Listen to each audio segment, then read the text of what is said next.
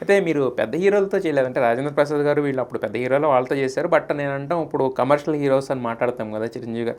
అంటే వాళ్ళతో చేయకపోవడం రీజన్ ఏంటంటే మీకు అంటే అవకాశాలు రాలేదా? లేదంటే ఎక్స్‌పోజింగ్ ఇలాంటివి చేయడం ఇష్టం లేదా? లేదంటే దేని వలన? అంటే కొంచెం మోడర్న్‌గా ఉండేవాళ్ళు కదా! వాళ్ళ పక్కన హీరోయిన్‌లు కమర్షియల్ సినిమాలు అనేసరికి. చేయలేకపోయాను అంతే. హ్మ్. తెర ముందు నటన తెలుసు, తెర వెనక నటన నాకు రాదు. హ్మ్. అండ్ నేను ఎప్పుడు కూడాను నా స్వాభిమానంగా ఉండే అమ్మాయిని. దాన్ని కోల్పోయి నేను ఎప్పుడు చేయలేదు. హ్మ్. సో మేబీ అంతే, అంతకన్నా కారణాలు ఏం లేవు. అయితే దివ్య టాలెంట్ లేని అమ్మాయి కాదు, అభినయం రాని అమ్మాయి కాదు. అలానే వాళ్ళతో చేసిన వాళ్ళు ఇంకొకలా నేను చెప్పట్లేదు, కానీ అదే నేను చేయలేకపోయాను అంతే. అదే నేననేది. అంటే చేయలేకపోవడం అంటే ఇప్పుడు మీ టాలెంట్ నటన అంతా ఉంది. అంటే ఎక్స్‌పోజింగ్ చేయడానికి కొంతమందికి ఇష్టం ఉండదు. అలాంటి వాళ్ళ ఎక్స్పోజింగ్ అని ఏం లేదండి. నేను కూడాను నరేష్ గారితో వాళ్ళతో చేసిన సినిమాల్లో స్విమ్ సూట్ వేయాల్సి వచ్చింది.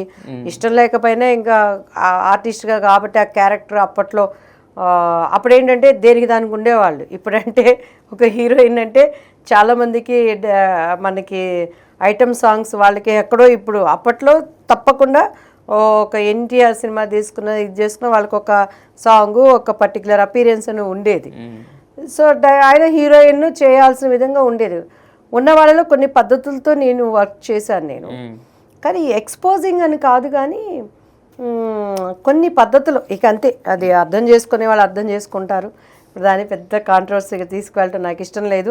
మళ్ళీ ఇప్పుడు ఏదో ఇండస్ట్రీలోకి నేను నిలదొక్కోవాలని వస్తున్నాను కాబట్టి ఆ ఇంటర్వ్యూలో అలా చెప్పింది కదా అని రేపు దానిని మైనస్ చేసుకోవటం ఇష్టం లేదు. కానీ కొన్ని కారణాల వల్ల చేయలేకపోయాను అంతే. ఆ పద్ధతిలో అంటే కొంతమంది ఫాలో అవుతున్న పద్ధతిలో మీరు దట్స్ ఆల్. వెళ్ళలేకపోయారు. ఓకే.